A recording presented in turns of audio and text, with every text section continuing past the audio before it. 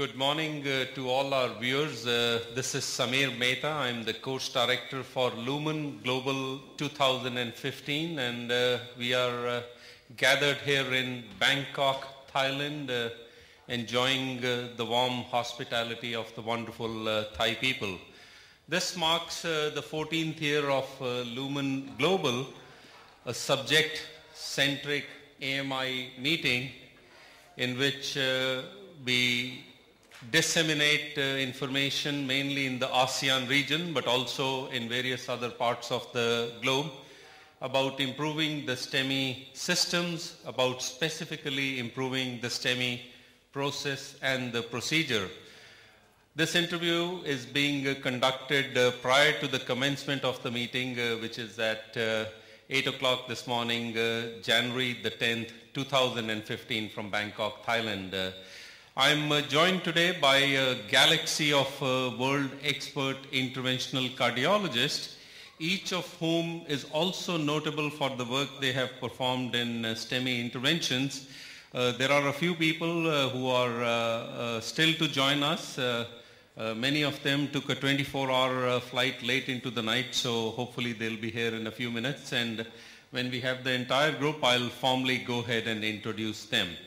But with this introduction, I want to start on my extreme right side with Dr. Christopher Granger, who probably has contributed more to STEMI interventions than entire interventional cardiologists from an entire nation. Christopher, welcome to Lumen Global. This is meeting number 3 for you. That's right. Thank you, Samir. Was it, Christopher, a good idea? You know, after all, this meeting was doing extremely well in Miami. We did it there for 10 years. Did it make sense to move it to Asia? Yes, I think it was extremely important to move it for an opportunity to make the biggest impact on improving STEMI care. And we know that coronary heart disease is the #1 cause of death and disability in the world, acute MI, the acute manifestation. And there are 3 things that are particularly important, and I think especially in Asia, to make an impact on saving lives. And that's to improve the proportion of patients getting reperfusion therapy, when possible to improve the proportion getting rapid primary PCI, and to improve timely and coordinated care in regions. And there's no greater opportunity for that than in Asia.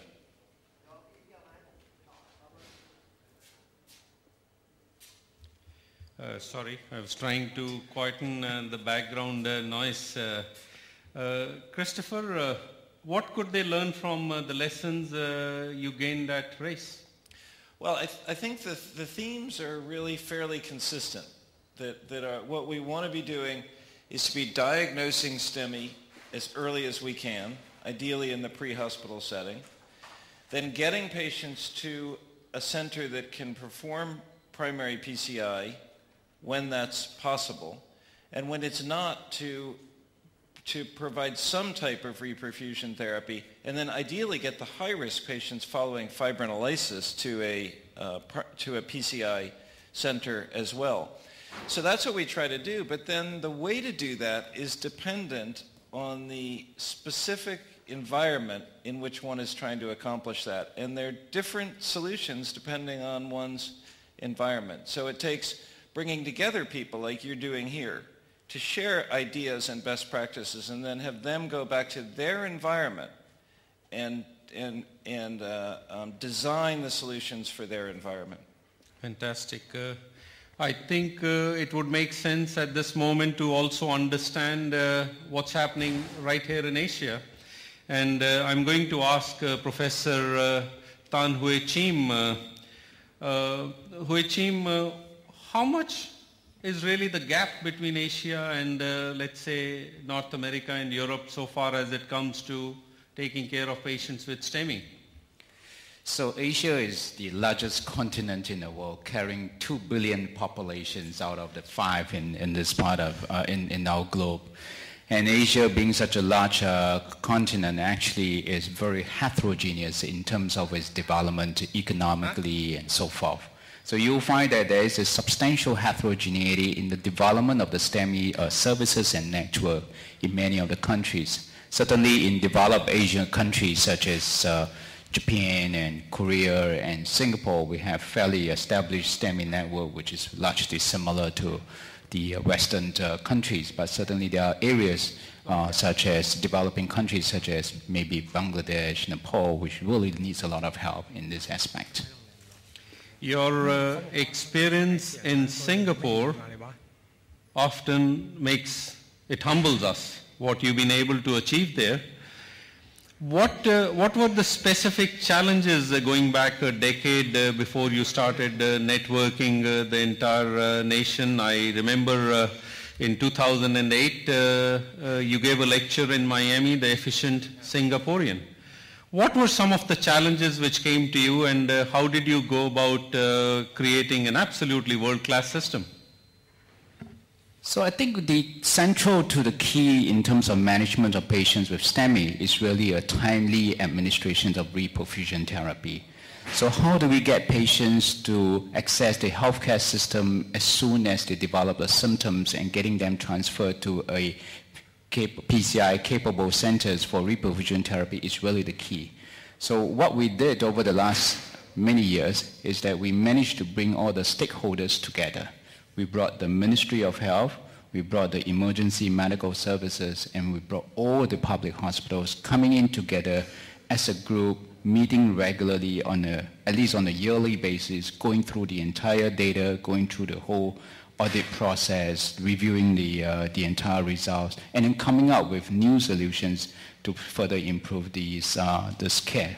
So this continual dialogue and this open communication channels between the different stakeholders, I think, is the key to Singapore's success. You're also the founder and the president of the Asia AICT, which I think is truly a pioneering organization in Asia. Has AICT been involved in disseminating some STEMI experience as to entire populations in some of this region?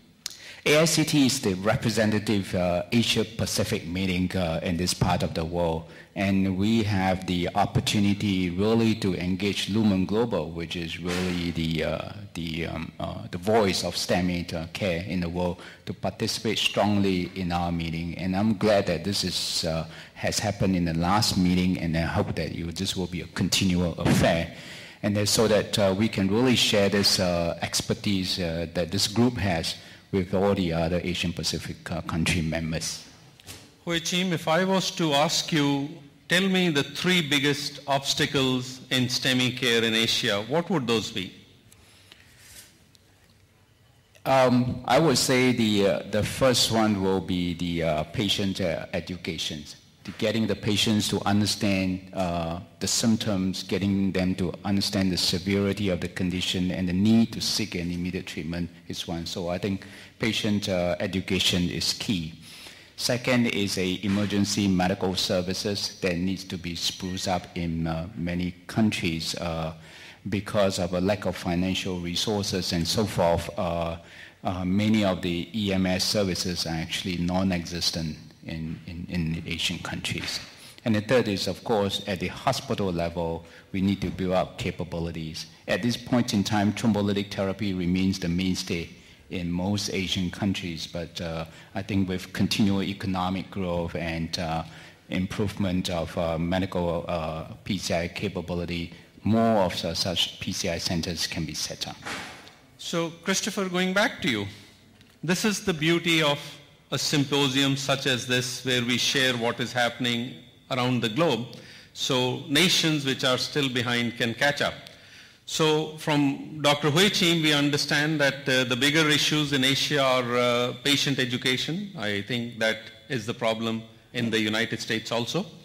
He also mentioned about ambulance care and some infrastructural and training issues. Are these the same issues in the US today? They're related, but they're somewhat different. Patient education is important, but and this maybe is important for people in Asia to recognize that in the US now, when a patient calls 911 with a STEMI, the average time from symptom onset until first medical contact is less than 50 minutes. And that's remarkable because that means in those early hours, there's even a greater opportunity to save lives.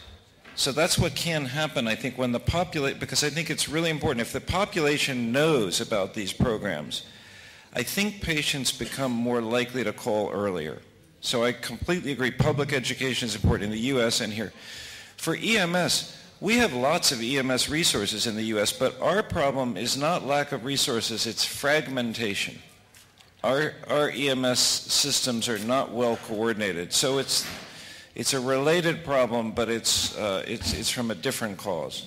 I'm sure both of you are looking forward to the first session at Lumen, which is the Lumen Global Interactive Symposium, where 15 countries will have their programs described, and hopefully this panel and some other people will help them try to fill in the gaps and demonstrate what could be done better.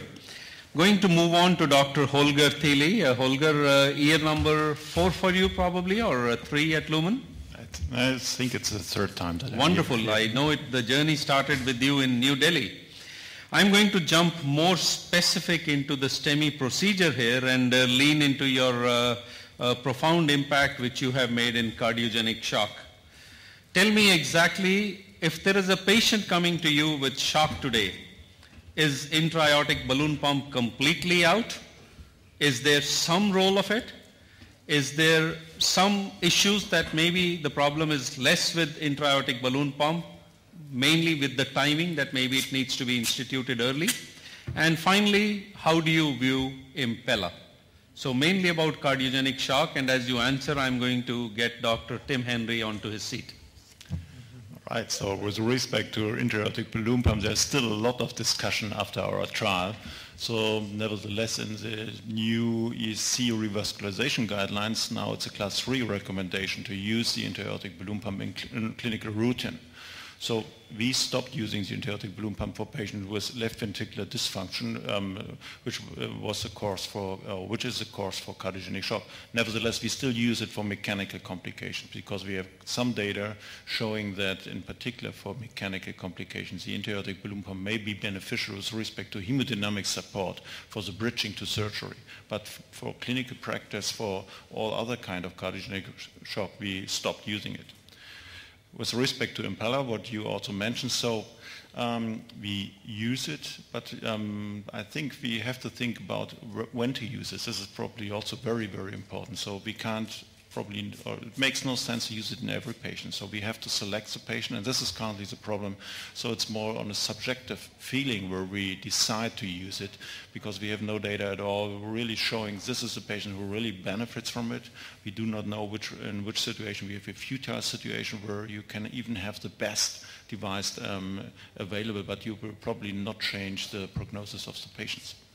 I am sure over the next 2 days we'll be spending a considerable part on cardiogenic shock. I can clearly, I think I say for everybody that the situation with cardiogenic shock and the challenges involved are almost similar in North America, Europe, and in Asia. The only difference being that they are further constrained by not having access to the more expensive devices such as Impella. Moving on to Dr. Ivan Rokos, he's an ER physician who probably has made more contributions to pre-hospital management of a STEMI patient and guided us. Ivan has been at Lumen meetings. I think he probably missed 1 or 2, but he's been a delightful partner since the very beginning. Ivan, you are launching a major initiative at Lumen Global 2015 relating to your work with the GPS systems and how we are able to use Lumen Global to hugely map the world so far as PCI and STEMI centers are concerned. Can you tell us more about that? Absolutely, Samir. It's a pleasure to be here. Thanks for inviting me again. So yes, I'm an emergency physician, and so I don't do interventions and don't define the anatomy on coronaries, but I do define the anatomy on entire regions, and that's been my particular interest. So back in the U.S., we started with just mapping a small state, Idaho, and trying to figure out how those 50 hospitals are coordinated. Where are the STEMI centers? What are the referral hospitals? What kind of referral hospitals are they? Are they what we call a type 1 that transfers for primary PCI because they're close enough? Or are they a type 2 referral hospital where they're simply too far away to get timely PCI? And then also take into account the transportation options, air transport versus ground transport. So we started with that Idaho system, then we moved on to California, which was 350 hospitals, and mapped the entire state of California with the goal of providing guideline-based care across the entire state of California. So it's transparent, it's collegial, people can review it, people can comment on it, but bottom line is no matter where you are in California, we know what the Plan A system is. With my meeting here in Lumen last year, I was inspired to go to the next step, and that is to map the entire global network. And with colleagues at TCTMD, we have launched on their updated application and on their app on the iPhone and iPad only right now, a mapping function where we can enter in all PCI centers from around the world and categorize them. I'll talk more about the specific categories in my lecture, but I think it's an exciting time where we can crowdsource global knowledge into one unified, easily accessible database. I clearly see that developing very fast, and I can only hope that this meeting with the gathering of physicians from about 32 countries will jettison all these efforts.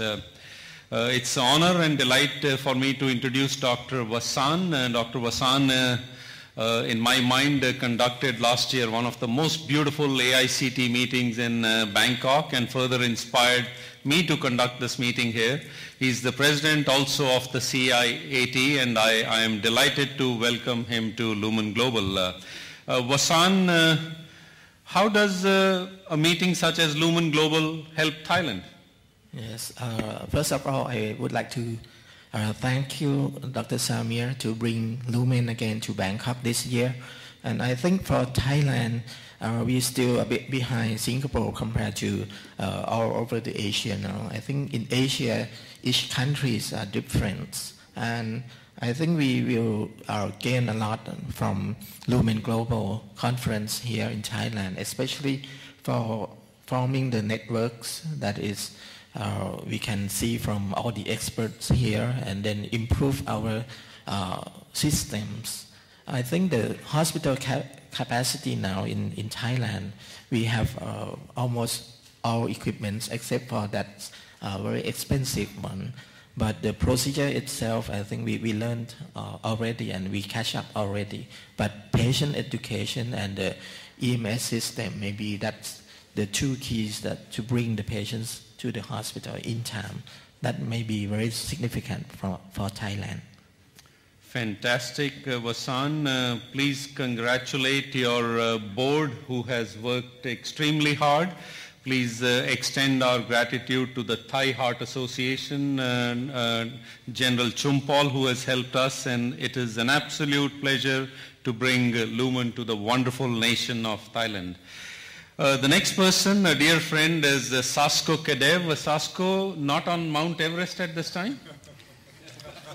Dr. Kedev has climbed all the tall peaks in the world.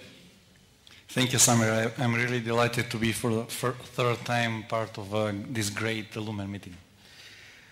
Now, how long are we trying to do a transfemoral access for STEMI?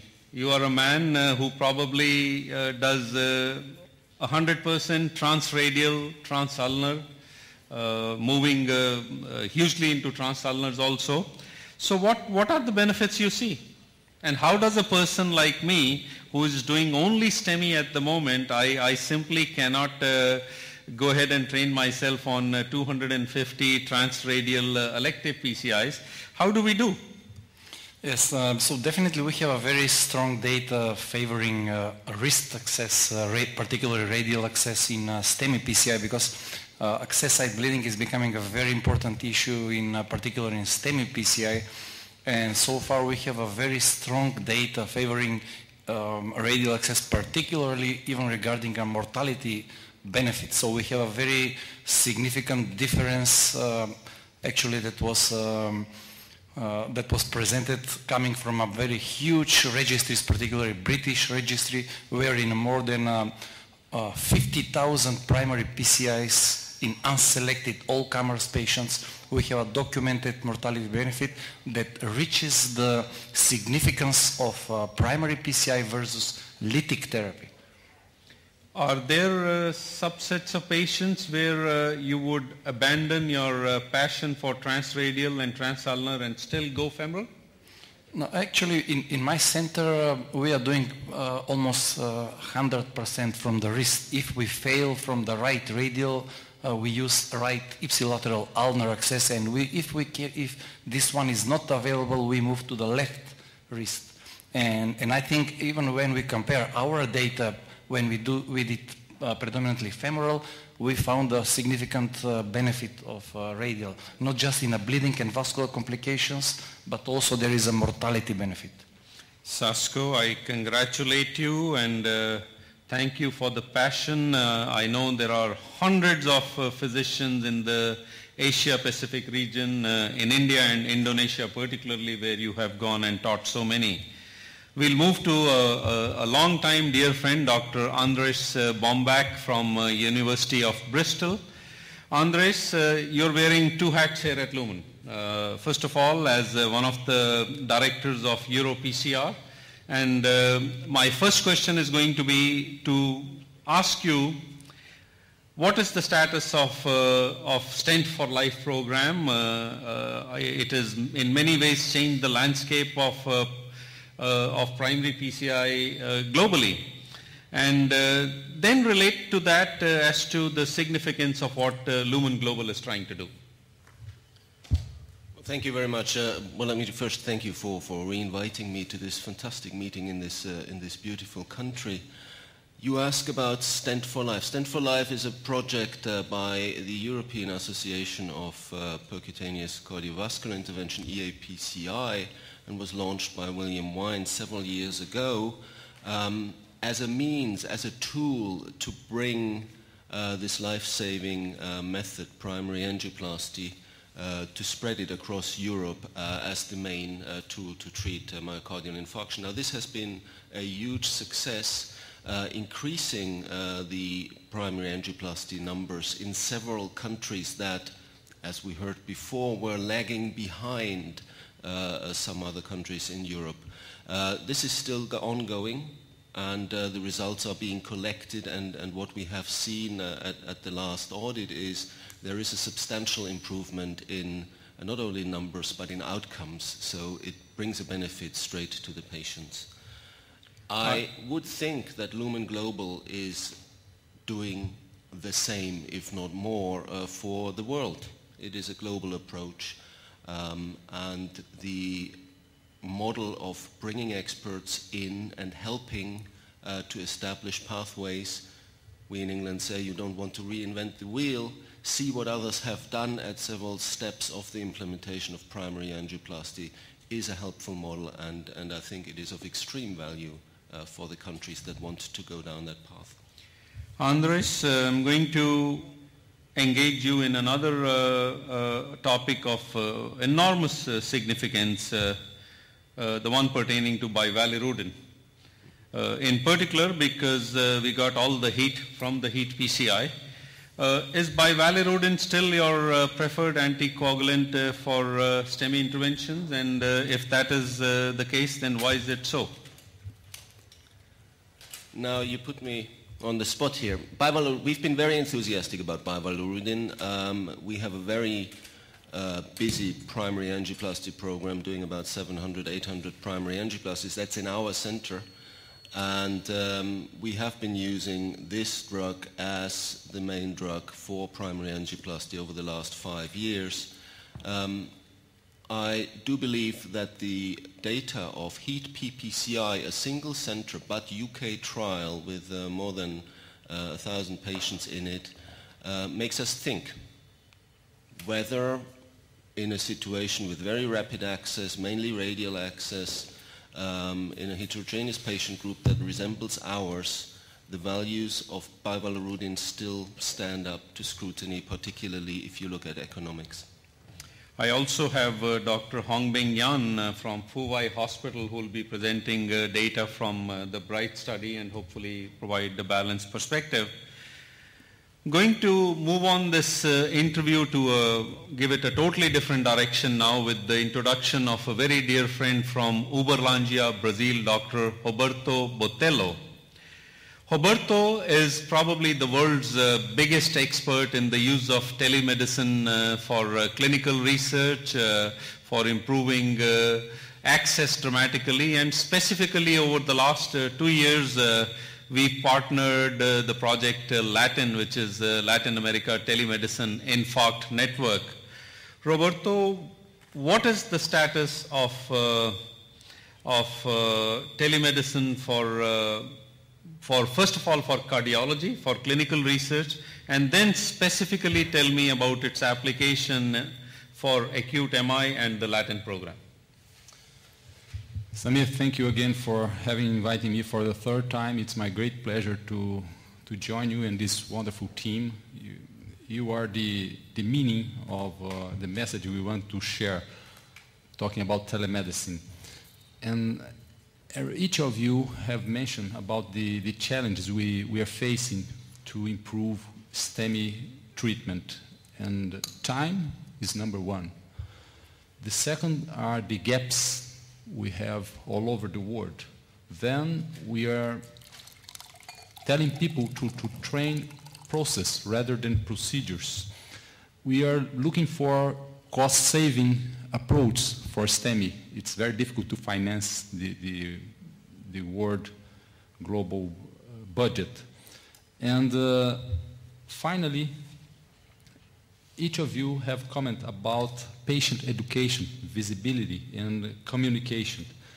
I would say, Samir, that the best approach to overcome and to improve any STEMI program is telemedicine, because telemedicine takes medicine to the patient wherever he might be. And most of STEMIs will never happen at the hospital. STEMIs will happen where the patient lives, and we must go there. Each of us have experienced the traffic challenges coming from the airport. Imagine if you have a STEMI in this situation, not only in Asia, but also in Latin America. If you go to São Paulo, it's absolutely impossible to organize a STEMI program at the mid of hush time. Then we need to implement systems and softwares like ways to adapt a project for a specific time of the day. At the hush time, thrombolysis. Maybe in the middle of the day, you can transfer the patient within the 30 minutes time. Then I could share with you a live case here in my iPhone, and I can share with you. Here you can see an angiogram from my cath lab done 30 minutes ago. It's in the iPhone. And I can ask Andrea if we need to treat this lesion here. And if you need to expand, I can. So with the iPhone, I can share with you the image. On the other hand, if I open another program here, I can immediately record Samir EKG. If you just put your fingers here, each hand, then well, I just hope that there is no ST elevation. Here you have the D1 lead, live D1 lead, and we can do 12 lead. Thrombolytic or PCI? I think you are okay. All right. Then to conclude, we all know that every 18 months technologies double. And within the next 2 days, tomorrow will be yesterday. And I think the best way to move forward is to bring this huge content all of you are sharing with us and to put them in the flat world of the browser. This is telemedicine. How we are doing in Latin America with your support, we are connected to 4,000 remote sites by telemedicine, and we implemented the Latin program, which is a process rather than procedure. We implemented in Brazil and Colombia. So far, we have 30 hub hospitals connected to 5 spokes. Then we have 150 spokes referring to 30 hubs with Samir support, we are training them, and we are facing every single step you all have mentioned during Lumen Global. Wonderful. Roberto, continued best wishes with all you're doing at telemedicine, and we'll continue to collaborate on Latin. To my left, we have Dr. Timothy Henry, who was the Lumen Achievement Award winner 2 years ago in New Delhi. Tim, you've been with Lumen almost a decade. I cannot remember a meeting which you missed. How have we done? So, first of all, delighted to be here again, and I think it's been a remarkable decade. If you really think back of where we are with ST elevation MI, in 1988 the ISIS-2 trial was published, and we felt it was ethical to treat someone with an ST elevation MI with nothing. Absolutely placebo, not even aspirin. And in 10 years, we've taken what we know really one of the highest risk cardiovascular conditions, and we've taken to really where mortality is extremely low just by applying systems of care, putting in knowledge that we already know. And it's remarkable. The Stint for Life program is a perfect example. Lumen's an example of where you've actually taken entire countries, applied PCI to ST elevation MI, and using a system of PCI have actually dramatically changed not just mortality but the outcomes. They get to the point where the recurrence of heart failure, the need for ICD, the recurrence in admissions, all of those are shockingly low. So we're not stopping now. I think the goal now is to go forward to out-of-hospital cardiac arrest, other acute cardiovascular emergencies, and I think a big one that you touched on earlier is refractory shock. So we're not done yet, but we've made remarkable progress over the last decade. Looking forward beyond the issues about shock and a few other things you mentioned, what are some of the exciting things on the horizon which one can expect in STEMI process and the procedure? So I think if you look at that, I really do believe that out-of-hospital cardiac arrest and our approach to cardiac arrest, not just cooling, not just that, but the whole process of how we do resuscitation is a very important one. And the second one I think really is cardiogenic shock. It's that patients that are very, very severe who come in with ongoing CPR and who need support, that we really have an opportunity for that refractory shock patient population. And then I think the third is that we're still refining. There's always ways to make the highest risk patients better. So improving education so that patients come in quicker, improving systems and keeping on the systems so that we still treat people as promptly as we can. And then for those patients who come late, we have lots of new options in terms of stem cell therapy, left ventricular assist device, etc. So it's improving the whole spectrum of care for the disease. In your previous life at Minneapolis Heart Institute, you were also actively involved with Michael Mooney on hypothermia. Yeah. What's the status of that? So it's an interesting thing because there's been a number of trials at least have called into question how we apply hypothermia. Not that hypothermia doesn't necessarily work, but how long. And I do think there are a lot of unanswered questions. How quickly do we apply it? How cold do we keep people? How long do we keep them there? And the best part of this controversy, I think, is that the outcome in these new trials has all been 45 to 55% of people surviving to hospital discharge neurologically intact. And before this whole area of research started, that number was less than 10%. So the issue is now how we refine it, not do we get rid of it or not, because we've now moved up more than half of people with an out-of-hospital cardiac arrest should survive to hospital discharge neurologically intact. That itself is remarkable. Hopefully we'll get a chance to discuss all these topics over the next 2 days. This interview would not be complete unless we tackled the biggest controversy and the biggest issue in STEMI interventions today. And I want the response because it's something so important. I'll choose 2 or 3 of you to answer the question of the PCI of the non-culprit lesion, starting with you, Chris. Should PCI of the non-culprit lesion be done, or we still need more data? So I'm chairing the DSMB of the largest ongoing trial, so I can't say too much because I have a little bit of inside information. But actually, this is Shumir Mehta's trial, but it doesn't have enough patients yet. But it will be very important, I think, to resolve this important question. My sense right now is, and I also serve on the guideline committee for the ACC-AHA, is that we certainly need to change the recommendation from a class 3 to something in the class 2 range. That it's reasonable to do the non-culprit vessel even at the acute intervention. Although many of us, I think, believe that it's even more reasonable to do it before discharge, but not during the acute intervention. So that's my sense right now. Although I think what we know is we need more data to be more certain about what's the best approach with the non-infarct vessel. Cheem, how is that viewed in Asia, where you have so much more financial pressure than maybe the patient will never come back for a second procedure?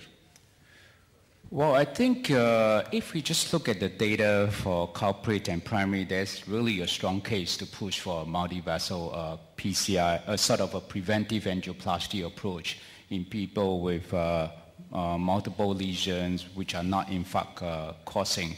The question here is, what is the timing of the intervention?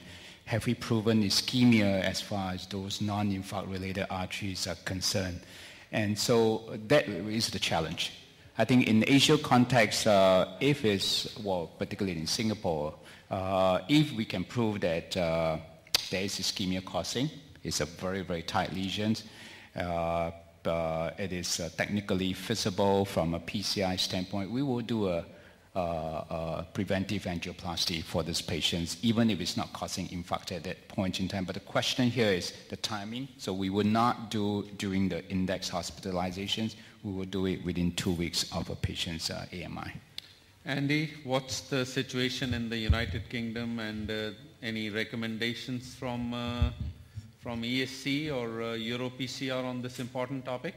Well, I think we're too early to have official recommendations, but clearly those two studies who happen to come out of the United Kingdom give us one clear answer, and that is we have to deal with bystander disease. We cannot leave the non-culprit lesions alone. The questions that both trials did not answer and did not want to answer is how to best treat with them. Do we need ischemia testing for the intermediate lesions with FFR potentially?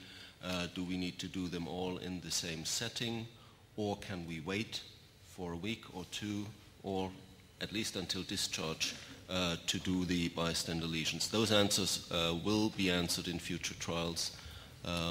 But as I said, for official recommendations, I think it's too early, and frankly, I wouldn't know what to officially recommend at the moment. Excellent. This is going to be Tim, you wanted to add something to this, to the non-culprit issue? No, I think it's really well summarized, but I do think this is an issue where regulatory, both insurance and from guideline standpoint, needs to keep up with the data, because it may be now that doing a non-infarct vessel was deemed inappropriate, right? And also financially, if perhaps the best time to do it is in the same hospital setting. But for hospitals, at least in the United States, that would be financially bad. So what we need to do is change our both the guidelines quickly. It's a good example how guidelines and financial incentives need to change rapidly to get people to do the right thing. Fantastic. We've reached the end of it. One last question, and this is going to be for our Asian partners here because of its immense relevance in your part of the world. This is for Huay Cheem and Dr. Wasan. The price differential between drug-eluting stent and bare metal stent has dramatically reduced. So for STEMI particularly, there is now enough data to support greater benefits, but you're also dealing with fiscal realities. What's happening in Asia with the use of drug-eluting stents for STEMI? Thank you. I think in Asia, especially in Thailand now, the price is the issues. And as you mentioned, the DES nowadays is much cheaper than before. So in Thailand, the situation now, we implant more drug-eluting stents for these acute MI patients because we believe that with the DES or drug-eluting stent, we will prevent the further admission or the further re-stenosis for these patients of the acute MI. But still some centers in Thailand still use the bare metal stent because it's very, very, very cheap now in Thailand. But one other thing is that also it's very difficult to find a bare metal stent now in some centers in Thailand. Cheem? Yeah, I think Singapore is in a different positions from the rest of the developing country in Asia. Probably more driven by evidence rather than cost pressure here. I think given the evidence coming out from examination trial, coming from comfortable AMI trials, I think the case for drug-eluting stents is really strong, particularly with the second generation stent. So we are using drug-eluting stents nowadays for our primary PCI, but actually specifically we are as a center exploring the use of biodegradable scaffold for patients with STEMI in our stent. This concludes our interview conducted from day one of the Lumen Global meeting in Bangkok, Thailand, and stay tuned for some more information on the meeting coming back to you later. Thank you all so much for coming in so bright and early, and welcome to Lumen Global.